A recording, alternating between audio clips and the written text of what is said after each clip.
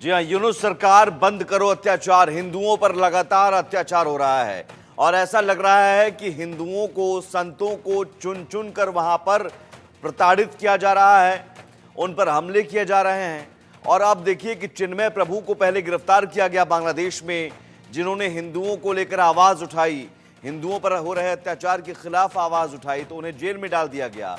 फिर 2 संतों को जेल में डाल दिया गया और अब चिन्मय प्रभु के वकील पर जानलेवा हमला हुआ है। बड़ी खबर, चिन्मय प्रभु के वकील पर जानलेवा हमला किया गया है। वकील रमन रॉय की हालत गंभीर बनी हुई है, आईसीयू में उन्हें भर्ती कराया गया है। कोर्ट नहीं पहुंच पाए चिन्मय प्रभु के वकील के कोर्ट नहीं पहुंचने से सुनवाई नहीं हुई और अब 2 जनवरी 2025 को सुनवाई होगी। यानी 2 जनवरी 2025 तक चिन्मय प्रभु जेल में रहेंगे और ये पूरी साजिश की इसमें बू आ रही है कि वकील ना पहुंचे, इसलिए उन पर अटैक करवाया जाता है। और अटैक ऐसा नहीं कि सिर्फ आप जख्मी करने वाला, जानलेवा हमला, जान लेने के इरादे से हमला किया गया। आईसीयू में भर्ती हैं, इतना बड़ा हमला किया गया चिन्मय प्रभु के वकील पर और अब वो अस्पताल में भर्ती हैं। सुनवाई होनी थी लेकिन वकील के नहीं पहुंचने से सुनवाई नहीं हो पाई। देखिए तस्वीरें, ये कितना ब्रूटली अटैक किया गया है। चिन्मय प्रभु के वकील हैं जिन पर बेरहमी से हमला किया गया और वकील जो हैं उन्हें कोर्ट पहुंचना था लेकिन उससे पहले ही उन पर अटैक किया गया, ब्रूटली उन्हें मारा गया और उन्हें आईसीयू में भर्ती कराया गया है। वकील रमन रॉय की हालत गंभीर बनी हुई है, जिसके बाद अब जो सुनवाई होनी थी वो टल गई। अब 2 जनवरी 2025 को सुनवाई होगी।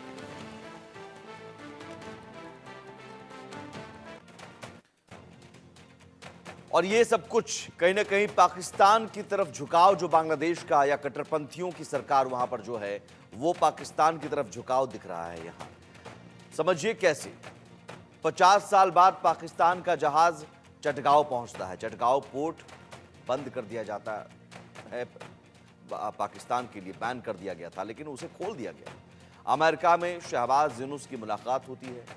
पाकिस्तान से आयात चीजों की अब जांच नहीं की जाएगी। 1971 के मुक्ति संग्राम के मुद्दे सुलझाने की अब चाहत है बांग्लादेश को।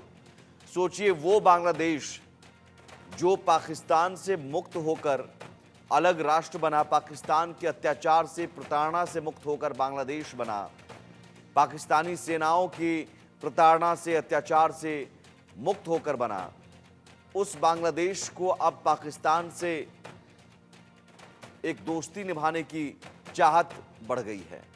और यही वजह है कि हिंदुओं पर वहां सितम किया जा रहा है।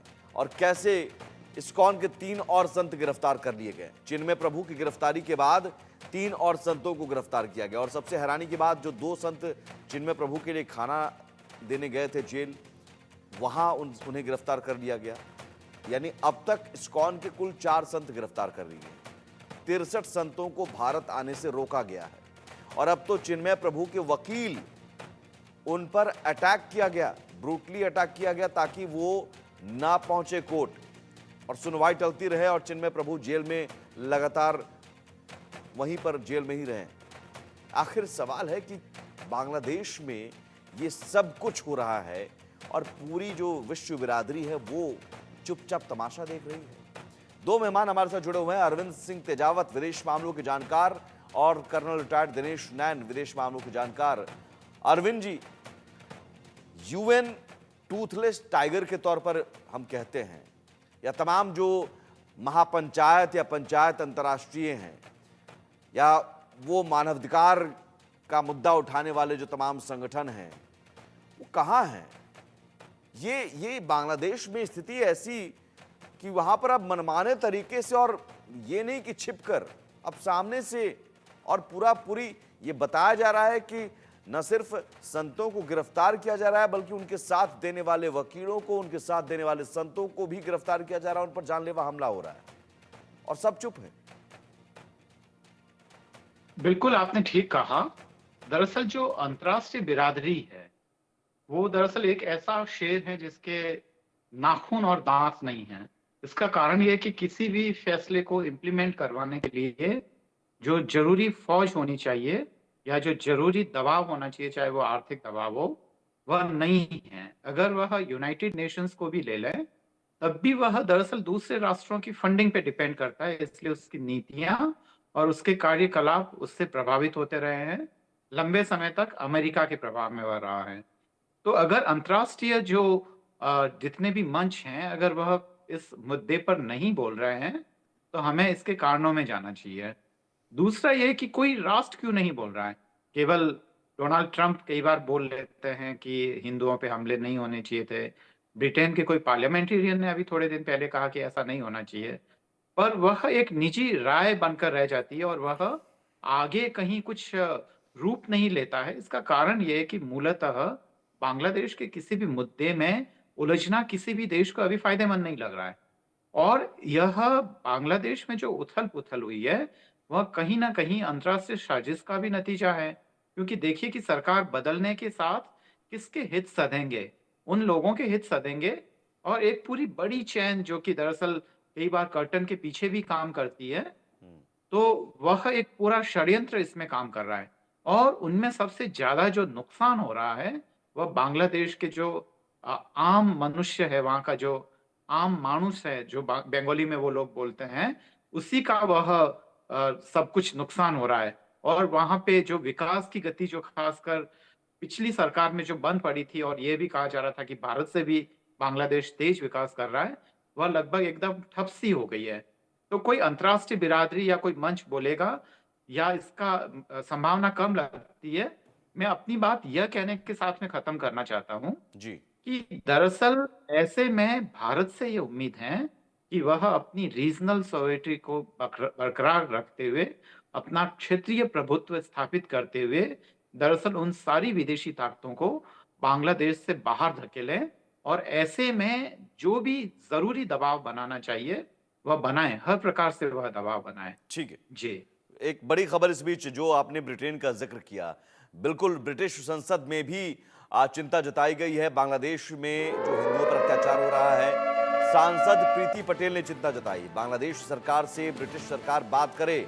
प्रीति पटेल ने कहा बांग्लादेश में हिंसा रोकने के लिए मजबूत कार्रवाई करे, ये प्रीति पटेल ने कहा है और वहां की सरकार से अपील की है कि आप बांग्लादेश सरकार से बात कीजिए और जो हिंसा हो रही है, जो हिंदुओं पर अत्याचार हो रहा है, उसे वो रोकने के लिए मजबूत कार्रवाई करें।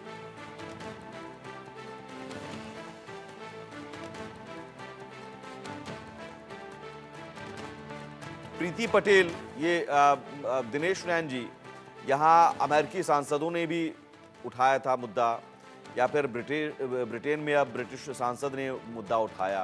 डोनाल्ड ट्रंप ने चली चुनाव के दौरान कहा था ये बातें। अब डोनाल्ड ट्रंप जब सत्ता संभालते हैं उसके बाद क्या वो करते हैं ये देखना होगा।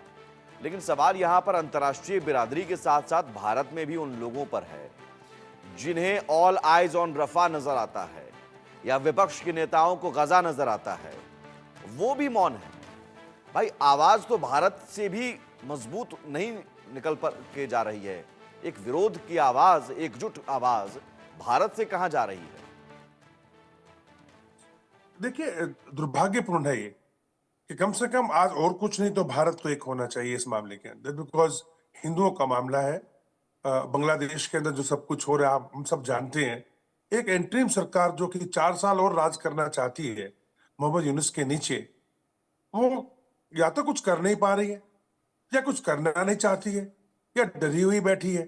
और उसकी आड़ के अंदर एक तरीके से उसको एक मुखौटा आगे करके पूरे विश्व के सामने जितने भी जिहादी ताकतें हैं, कट्टरपंथी लोग हैं, जमात इस्लामी से लेकर के और मुस्लिम जो ये संघ है इनका, छात्रों का छात्र शिविर नाम से, इन सब ने वहां पे जो तांडव मचाया हुआ है।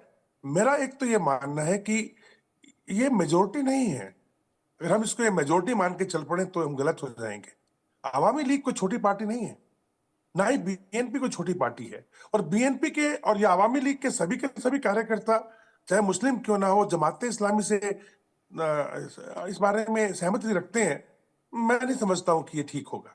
लेकिन अनफॉर्चुनेटली सिचुएशन पूरे विश्व की जियोपॉलिटिकल आज ऐसी बनी हुई है, जैसा आप खुद कह रहे थे कि चाहे अमेरिकन सांसद हो या ब्रिटिश के सांसद हो, उनकी निजी राय बन के रह गया है। क्योंकि देखिए, अगर अमेरिका से शुरू करें तो आज जो बाइडेन ने ये, हम कहते हैं कि पर्दे के पीछे जो बाइडेन यानी अमेरिका ने जब सेंट आइलैंड्स मांगे थे इससे शेख हसीना से, उन्होंने मना किया, तो पाकिस्तान और चीन के साथ मिलकर के यहाँ पे एक तांडव रच रखा है, जिसमें यूनुस उनके चहेते हैं, उनको उस मुखौटे को आगे ला लेके आया गया, और वो क्या कर रहे हैं हम सब देख रहे हैं। दूसरा, ये 1 महीने का जो टाइम है जब तक पावर ट्रांसफर होनी है डोनाल्ड ट्रंप को, इसका सबसे ज्यादा मिसयूज वहां की डेमोक्रेटिक पार्टी यानी कि जो बाइडेन और कमला हैरिस कर रहे हैं। वो चाह रहे कि इतने रोड़े अटका दिए जाए इनके सामने कि जब ये पावर में आए 1 से 1 महीने के बाद में, तो इनको 6 महीने लग जाए कम से कम इस पूरे कचरे को साफ करने के लिए, जिसमें यूक्रेन का युद्ध भी शामिल है, जहां पे $6 बिलियन इन्होंने पास कर दिए, अपनी मिसाइल्स को रशिया पे अटैक करने के लिए बोल दिया, और इसके अंदर बांग्लादेश का भी शामिल है मामला, कि ये ठीक पूरी है, एक तरीके अब मैं से रोकूंगा इंटरनली आपको, मैं रोकूंगा आपको